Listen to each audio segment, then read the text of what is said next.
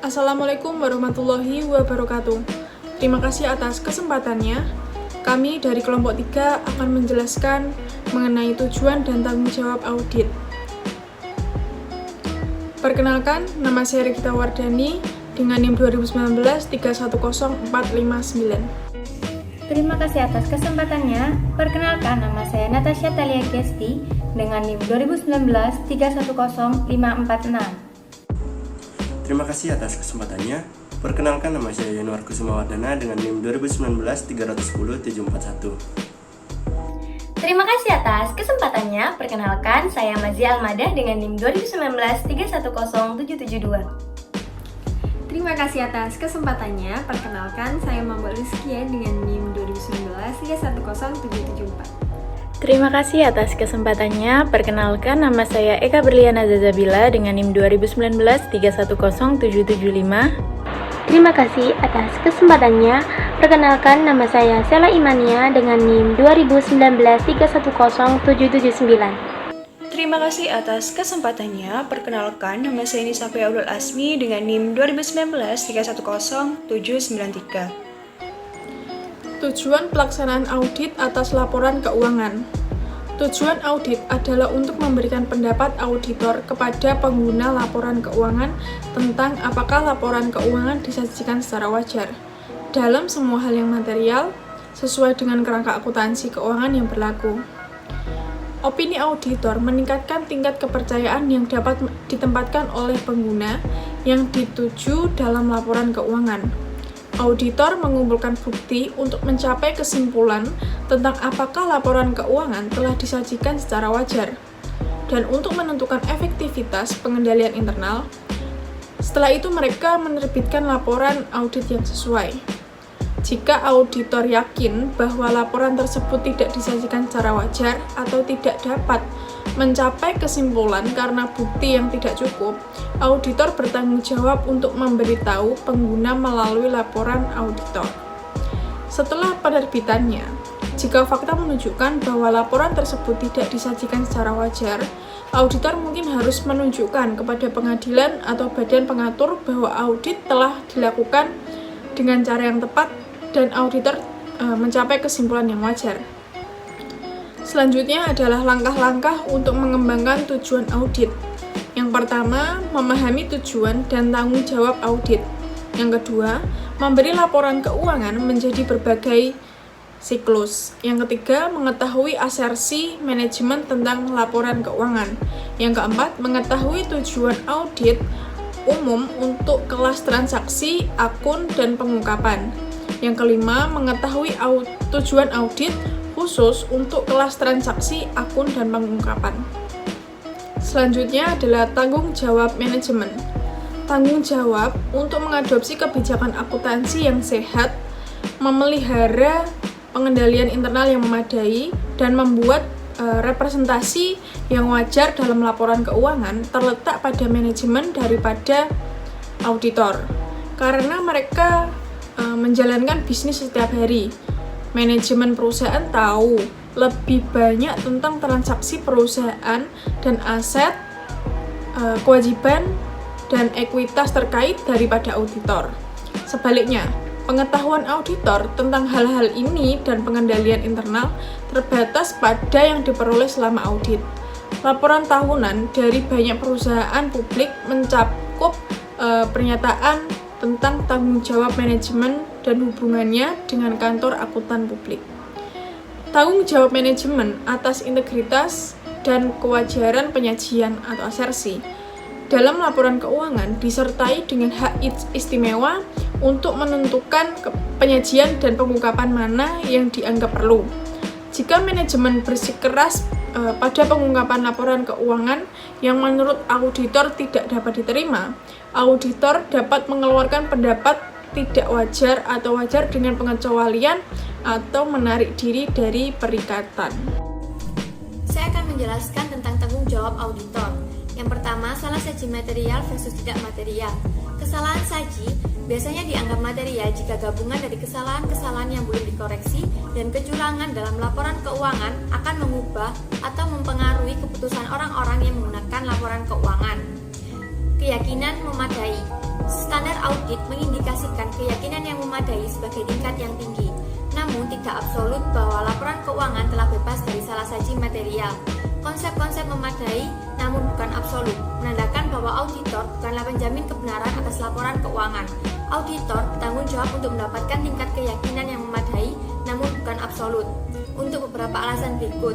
Yang pertama yaitu sebagian besar bahan bukti audit berasal dari pengujian sampel populasi, misalnya untuk akun piutang dagang atau persediaan. Yang kedua, penyajian akuntansi berisi estimasi yang kompleks, di mana melibatkan ketidakpastian dan dapat dipengaruhi oleh kejadian di masa mendatang. Selanjutnya, seringkali sangat sulit atau bahkan tidak memungkinkan bagi auditor untuk mendeteksi kesalahan saji dalam laporan keuangan. Argumen terbaik bagi auditor ketika kesalahan penyajian yang material tidak dapat ditemukan adalah dengan telah menjalankan audit sesuai dengan standar audit. Skeptisme profesional. Dalam PSA 04 atau SA 230 mengharuskan pengauditan didesain untuk menghasilkan keyakinan yang memadai untuk mendeteksi baik kesalahan-kesalahan yang material maupun kecurangan dalam laporan keuangan. Skeptisme profesional merupakan suatu perilaku pemikiran yang secara kritis dan penilaian kritis atas bahan bukti audit. Selanjutnya, kesalahan versus kecurangan. Dalam PSA 70 atau SA 316 membedakan dua jenis salah saji, yaitu kesalahan atau errors dan kecurangan atau fraud. Suatu kesalahan merupakan salah saji dalam laporan keuangan yang tidak disengaja, sedangkan kecurangan merupakan salah saji disengaja. Untuk kecurangan terdapat perbedaan antara penyalahgunaan aset yang sering disebut sebagai kecurangan karyawan dan kecurangan dalam laporan keuangan yang sering disebut juga dengan kecurangan manajemen. Tanggung jawab auditor dalam mendeteksi kesalahan saji material. Auditor menekan beragam kesalahan yang diakibatkan oleh kesalahan-kesalahan dalam perhitungan, kealpaan, kesalahpahaman, dan kesalahan penerapan standar akuntansi, serta kesalahan dalam pengelompokan dan penjelasan. Tanggung jawab auditor dalam mendeteksi kecurangan material. Standar audit juga mengakui bahwa kecurangan lebih sulit untuk dideteksi karena manajemen atau karyawan yang terlibat dalam kecurangan yang mana mereka menutup-nutupi kesalahan tersebut. Kecurangan yang diakibatkan kecurangan dalam laporan keuangan dan penyalahgunaan aset. Baik kecurangan dalam pelaporan keuangan maupun penyalahgunaan aset sangat berpotensi membahayakan bagi pengguna laporan keuangan. Tanggung jawab auditor untuk membongkar tindakan ilegal langsung dan tidak langsung. Tindakan ilegal didefinisikan dalam PSA 31 atau SA 317 sebagai pelanggaran terhadap hukum atau peraturan pemerintah selain kecurangan. Dua contoh tindakan ilegal yaitu pelanggaran terhadap peraturan perpajakan yang ditetapkan pemerintah dan pelanggaran hukum perlindungan lingkungan. Tindakan ilegal berdampak langsung. Tanggung jawab auditor yaitu setiap melakukan audit, auditor biasanya akan mengevaluasi apakah terdapat bahan bukti yang tersedia yang mengindikasikan adanya pelanggaran yang signifikan terhadap peraturan perpajakan pemerintah. Untuk melakukan evaluasi ini, auditor dapat melakukan diskusi dengan personel klien dan memeriksa laporan yang diterbitkan oleh kantor pajak setelah selesai memeriksa pajak penghasilan mereka. Tindakan ilegal berdampak tidak langsung. Denda potensial yang besarnya signifikan dan sanksi yang diberikan berdampak tidak langsung terhadap laporan keuangan dengan menciptakan kebutuhan untuk mengungkapkan liabilitas kontingensi sejumlah denda yang mungkin harus dibayarkan. Terima kasih atas kesempatannya. Di sini saya akan melanjutkan presentasi dari rekan saya yang menjelaskan tentang skeptisme profesional. Standar audit mengharuskan audit dirancang untuk memberikan keyakinan memadai untuk mendeteksi terjadinya kesalahan material dan kecurangan dalam laporan keuangan. Untuk mencapai hal ini, audit harus direncanakan dan dilakukan dengan sikap skeptisme profesional dalam semua aspek perikatan. Dengan mengakui kemungkinan bahwa suatu salah saji dapat terjadi, terlepas dari pengalaman auditor sebelumnya, dengan integritas dan kejujuran manajemen klien dan pihak yang bertanggung jawab atas tata kelola. Skeptisme profesional terdiri dari dua komponen utama, yaitu yang pertama question mind, yang berarti auditor mendekati audit dengan pandangan mental, percaya tetapi memverifikasi. Lalu yang kedua terdapat penilaian kritis terhadap bukti audit. Ketika mereka memperoleh dan mengevaluasi bukti yang mendukung jumlah dan pengungkapan laporan keuangan, skeptisme profesional juga melibatkan penilaian kritis terhadap bukti yang mencakup pengajuan pertanyaan penyelidikan dan memperhatikan inkonsistensi. Selanjutnya, saya akan menjelaskan tentang karakteristik skeptisme profesional. Penelitian akademis tentang topik skeptisme profesional menunjukkan ada 6 karakteristik skeptisme, yaitu yang pertama questioning mindset, yaitu kecenderungan untuk bertanya dengan sedikit keraguan. Lalu yang kedua terdapat penangguhan penilaian, yaitu penahanan penilaian sampai bukti yang tepat diperoleh. Yang ketiga mencari pengetahuan, yaitu keinginan untuk menyelidiki di luar yang jelas dengan keinginan untuk menguatkan. Lalu yang keempat terdapat pemahaman interpersonal, yaitu pengakuan bahwa motivasi dan persepsi orang dapat menyebabkan mereka memberikan informasi yang bias atau menyesatkan. Lalu yang kelima terdapat otonomi, yaitu pengarahan diri, kemandirian moral dan keyakinan untuk memutuskan sendiri daripada menerima klaim orang lain. Lalu yang keenam terdapat harga diri, yaitu kepercayaan diri untuk menolak bujukan dan menentang asumsi atau kesimpulan. Kesadaran akan 6 elemen ini selama perikatan dapat membantu auditor memenuhi tanggung jawab mereka untuk mempertahankan tingkat skeptisme profesional yang sesuai. Baik, sekian yang dapat saya sampaikan. Selanjutnya akan dijelaskan oleh rekan saya. Terima kasih. Di sini saya akan menjelaskan tentang penilaian profesional untuk membantu auditor mempertahankan tingkat skeptisisme profesional yang tepat ketika pertimbangan profesional dibuat selama audit. Profesi telah mengembangkan kerangka kerja pertimbangan profesional yang menggambarkan proses pengambilan keputusan yang efektif dan memandu pemikiran auditor untuk membantu mereka menyadari penilaian mereka sendiri.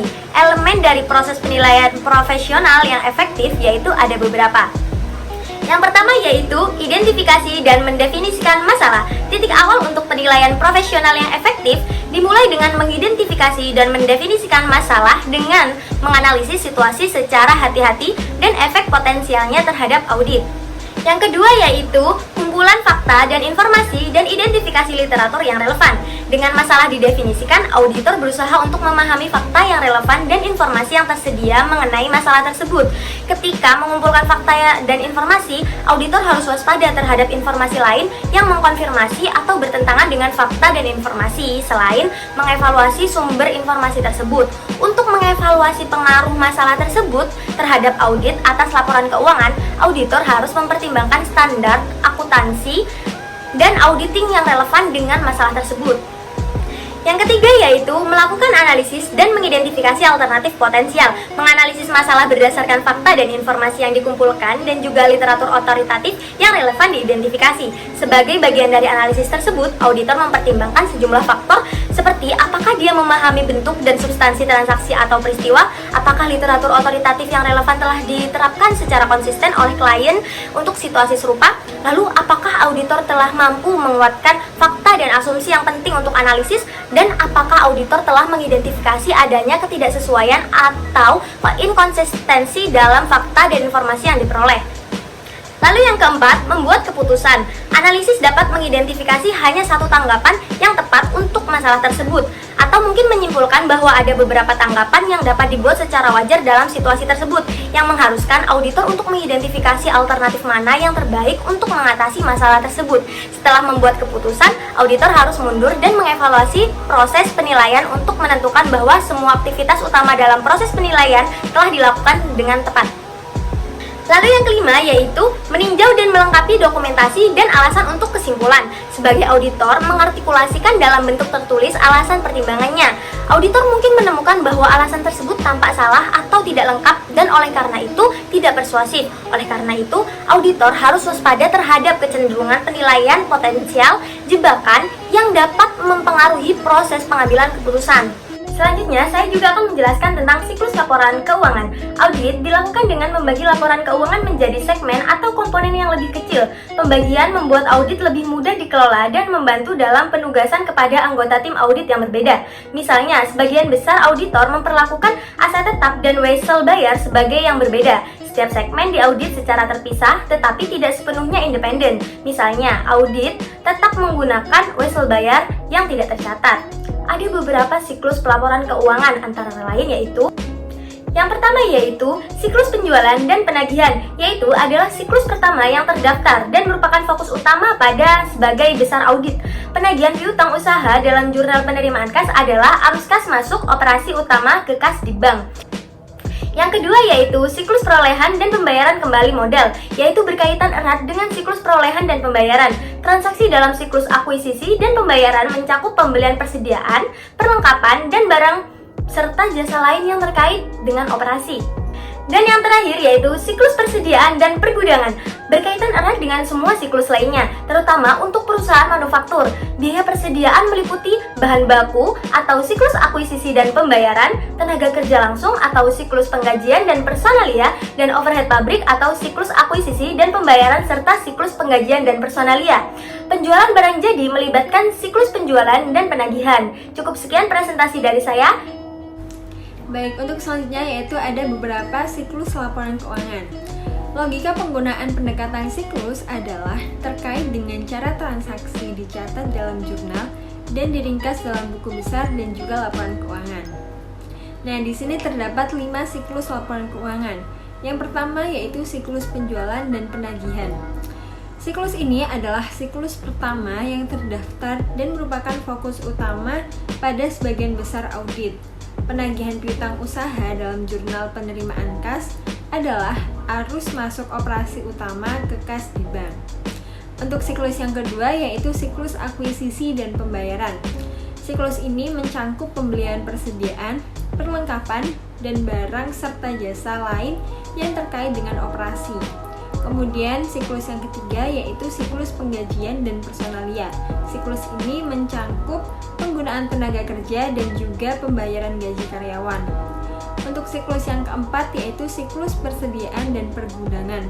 Siklus ini berkaitan erat dengan semua siklus sebelumnya, terutama untuk perusahaan manufaktur. Contohnya, biaya persediaan meliputi bahan baku. Ini termasuk siklus akuisisi dan pembayaran. Untuk tenaga kerja, itu termasuk siklus penggajian dan personalia, dan untuk overhead pabrik merupakan siklus akuisisi dan pembayaran serta siklus penggajian dan personalia. Untuk siklus yang kelima yaitu siklus akuisisi modal dan pembayaran kembali modal. Nah, siklus ini terkait dengan pembiayaan bisnis seperti menerbitkan saham atau utang, membayar dividen, dan juga membayar hutang. Untuk selanjutnya yaitu menentukan tujuan audit. Cara yang paling efektif dan efisien untuk melakukan pengauditan adalah dengan mendapatkan beberapa kombinasi keyakinan untuk setiap kelompok transaksi dan untuk saldo akhir akun-akun terkait. Di sini terdapat 3 tujuan audit. Yang pertama yaitu tujuan audit terkait transaksi, yaitu beberapa tujuan audit harus terpenuhi sebelum auditor dapat menyimpulkan bahwa transaksi tersebut telah dicatat dengan tepat. Contohnya terdapat tujuan audit khusus terkait transaksi penjualan dan tujuan audit khusus terkait retur dan tunjangan penjualan. Untuk yang kedua yaitu tujuan audit terkait saldo. Nah, di sini artinya beberapa audit harus dipenuhi untuk setiap saldo akun. Sebagai contoh, terdapat tujuan audit khusus yang terkait dengan saldo piutang dan tujuan audit yang terkait dengan saldo utang usaha tertentu. Dan yang terakhir yaitu tujuan audit terkait penyajian dan pengungkapan, yaitu terdapat tujuan audit spesifik terkait penyajian dan pengungkapan informasi dalam laporan keuangan. Sebagai contoh, terdapat tujuan audit khusus yang terkait dengan penyajian dan pengungkapan untuk piutang dan wasa bayar. Sekian dari saya, untuk selanjutnya akan dijelaskan oleh rekan saya. Terima kasih. Selanjutnya, saya akan menjelaskan mengenai asersi manajemen. Apa sih asersi manajemen? Asersi manajemen sendiri merupakan suatu pernyataan tersirat atau tertulis oleh manajemen mengenai kelompok-kelompok transaksi dan akun-akun terkait serta pengungkapan dalam laporan keuangan. Nah, asersi manajemen sendiri ini dibagi dalam 3 kategori. Yang pertama, asersi mengenai kelompok-kelompok transaksi dan kejadian-kejadian selama periode yang diaudit. Kemudian yang kedua, asersi mengenai saldo akun di akhir periode pembukuan. Dan yang terakhir, asersi mengenai penyajian dan pengungkapan. Yang pertama, saya akan menjelaskan asersi mengenai kelompok-kelompok transaksi dan kejadian-kejadian selama periode yang diaudit. Manajemen sendiri membuat 5 asersi mengenai transaksi. Yang pertama yaitu kelengkapan. Asersi ini menekankan apakah semua transaksi yang dimasukkan dalam laporan keuangan sudah dicatat dengan lengkap. Kemudian yang kedua yaitu akurasi. Asersi ini membahas apakah transaksi telah dicatat dengan jumlah yang benar. Kemudian yang ketiga yaitu klasifikasi. Asersi ini menekankan apakah transaksi dicatat dengan nama akun yang tepat. Dan yang keempat yaitu cut off. Asersi ini membahas apakah transaksi telah dicatat pada periode pembukuan yang tepat. Dan yang terakhir yaitu kejadian. Asersi ini menekankan apakah transaksi yang telah dicatat dan dilaporkan dalam laporan keuangan benar-benar terjadi selama periode pembukuan. Selanjutnya, saya akan menjelaskan asersi mengenai saldo akun di akhir periode pembukuan.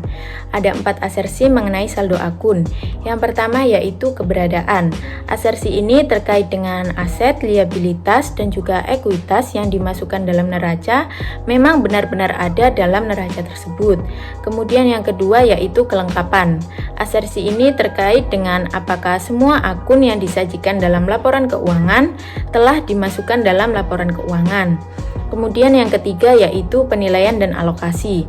Asersi ini terkait dengan apakah aset, liabilitas, dan juga ekuitas telah dimasukkan dalam laporan keuangan dengan jumlah yang tepat termasuk penyesuaian atas aset tersebut yang menggambarkan nilai aset pada nilai realisasi bersih. Dan yang terakhir yaitu hak dan kewajiban. Asersi ini terkait dengan apakah aset merupakan hak dari entitas tersebut dan apakah liabilitas merupakan kewajiban dari entitas tersebut pada suatu tanggal tertentu. Baik, selanjutnya saya melanjutkan penjelasan dari rekan saya. Yang ketiga ada asersi mengenai penyajian dan pengungkapan. Yang pertama ada keterjadian dan hak dan kewajiban atau assurance and right and obligation, di mana asersi ini membahas apakah kejadian-kejadian yang diungkapkan telah benar-benar terjadi dan merupakan hak dan kewajiban dari entitas tersebut. Yang kedua ada kelengkapan atau competence, di mana asersi ini terkait dengan apakah semua pengungkapan yang diharuskan telah dimasukkan dalam laporan keuangan. Yang ketiga ada akurasi dan penilaian atau assurance and valuation, di mana asersi akurasi dan penilaian dan alokasi ini terkait dengan apakah informasi keuangan telah diungkapkan dengan wajar dan dengan jumlah yang tepat. Dan yang terakhir ada klasifikasi dan pemahaman atau classification and understandability, di mana asersi ini terkait dengan apakah jumlah-jumlah yang telah diklasifikasikan dengan tepat dalam laporan keuangan dan catatan-catatan, dan apakah penjelasan saldo dan pengungkapan terkait dapat dipahami. Baik, selanjutnya yaitu tujuan audit yang berkaitan dengan transaksi, di mana tujuan audit terkait transaksi auditor mengikuti terkait erat dengan asersi manajemen tentang kelas transaksi.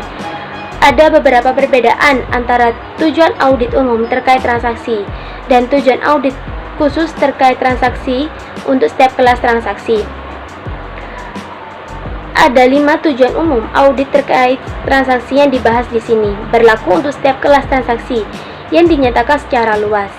Setelah auditor menetapkan tujuan audit umum yang terkait dengan transaksi, tujuan tersebut sangat dapat digunakan untuk mengembangkan tujuan audit terkait transaksi yang spesifik untuk kelas transaksi yang diaudit. Yang pertama ada kejadian. Tujuan ini berkaitan dengan apakah transaksi yang dicatat telah benar-benar terjadi untuk memasukkan penjualan dalam jurnal penjualan ketika tidak ada transaksi yang terjadi. Hal ini merupakan pelanggaran terhadap tujuan keberadaan. Yang kedua ada kelengkapan, di mana tujuan ini terkait dengan semua transaksi yang harus dimasukkan dalam jurnal yang telah benar-benar dimasukkan. Tujuan ini merupakan penyeimbangan asersi manajemen mengenai kelengkapan untuk kelompok-kelompok transaksi. Yang ketiga ada akurasi. Transaksi yang dinyatakan dalam jumlah yang benar. Ini objektif membahas keakuratan informasi untuk transaksi akuntansi dan merupakan salah satu bagian dari asersi akurasi untuk kelas transaksi.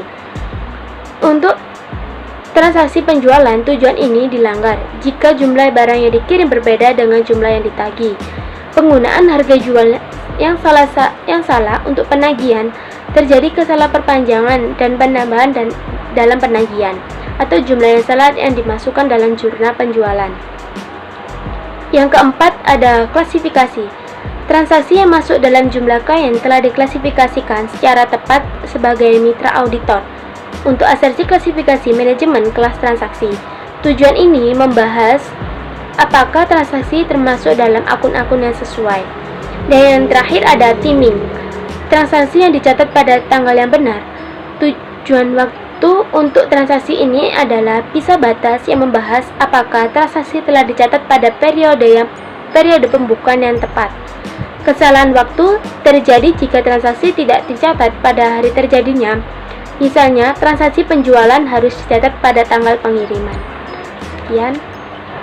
Selanjutnya akan dijelaskan oleh rekan saya. Baik, di sini saya akan menjelaskan yaitu tentang tujuan audit yang berkaitan dengan penyajian dan pengungkapan. Tujuan audit yang berkaitan dengan penyajian dan pengungkapan ini biasanya identik dengan asersi manajemen untuk penyajian dan pengungkapan. Konsep yang diterapkan pada tujuan audit yang berkaitan dengan saldo akun bahwa tujuan tersebut berfokus pada penyajian laporan keuangan dan informasi pengungkapan catatan yang menyertai laporan tersebut. Ada juga tujuan audit umum dan khusus yang terkait dengan saldo dan penyajian dan pengungkapan. Ada dua perbedaan antara tujuan audit yang terkait dengan saldo dan yang terkait dengan transaksi. Yang pertama yaitu tujuan audit terkait saldo diterapkan pada saldo akun seperti piutang dan inventaris daripada kelas transaksi seperti transaksi penjualan dan pembelian persediaan.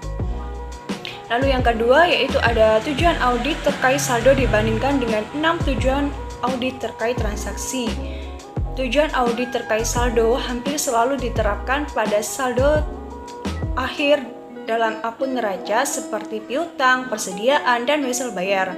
Namun, beberapa tujuan audit terkait saldo diterapkan pada akun laporan laba rugi tertentu. Ini biasanya melibatkan transaksi non-rutin dan pengeluaran tak terduga, seperti biaya hukum atau perbaikan dan pemeliharaan. Akun laporan laba rugi lainnya terkait erat dengan akun neraca dan diuji secara bersamaan seperti beban penyusutan dengan akumulasi penyusutan dan beban bunga dengan wesel bayar. Kemudian yaitu tujuan audit terkait penyajian dan pengungkapan serupa dengan tujuan audit terkait transaksi dan saldo, kecuali bahwa tujuan tersebut berfokus pada penyajian informasi dalam bentuk laporan keuangan dan pengungkapan catatan terkait laporan keuangan tersebut. Selanjutnya yaitu proses audit sendiri memiliki 4 fase khusus, yaitu yang pertama ada merencanakan dan merancang pendekatan audit berdasarkan prosedur penilaian risiko atau fase 1, yaitu risiko salah satu dalam laporan keuangan dikurangi jika klien memiliki pengendalian yang efektif atas operasi komputer dan pemrosesan transaksi. Auditor mengidentifikasi pengendalian internal dan mengevaluasi keefektifannya suatu proses yang disebut dengan menilai risiko pengendalian. Jika pengendalian internal dianggap efektif, maka penilaian risiko pengendalian yang direncanakan dapat dikurangi dan jumlah bukti audit yang akan dikumpulkan dapat berkurang secara signifikan dibandingkan jika pengendalian internal tidak memadai. Lalu selanjutnya yaitu ada melakukan pengujian pengendalian dan pengujian substantif transaksi atau fase 2, yaitu pengendalian ini terkait langsung dengan tujuan audit akurasi terkait transaksi penjualan. Auditor sebaiknya menguji efektivitas pengendalian ini dengan menguji sampel dan salinan faktur penjualan untuk dari petugas yang pertama menandai bahwa harga penjualan per unit itu sudah diverifikasi. Selanjutnya ada melakukan prosedur analitis dan pengujian atas rincian saldo atau fase 3, di mana prosedur analitis tersebut menggunakan perbandingan dan keterkaitan untuk menilai apakah saldo akun atau data lain disajikan secara wajar. Dan menguji rincian saldo merupakan prosedur khusus yang dimaksudkan untuk menguji salah satu nilai nominal saldo akun di laporan keuangan tersebut. Dan terakhir ada menyelesaikan audit dan menerbitkan laporan audit atau fase 4, di mana setelah auditor menyelesaikan seluruh prosedur untuk masing-masing tujuan audit, dan laporan keuangan serta pengungkapan yang terkait, maka sangat penting untuk menggabungkan informasi yang didapatkan untuk mencapai kesimpulan menyeluruh mengenai apakah laporan keuangan telah disajikan secara wajar. Proses penarikan kesimpulan ini merupakan hal yang sangat subjektif karena dapat bergantung pada penilaian profesional auditor.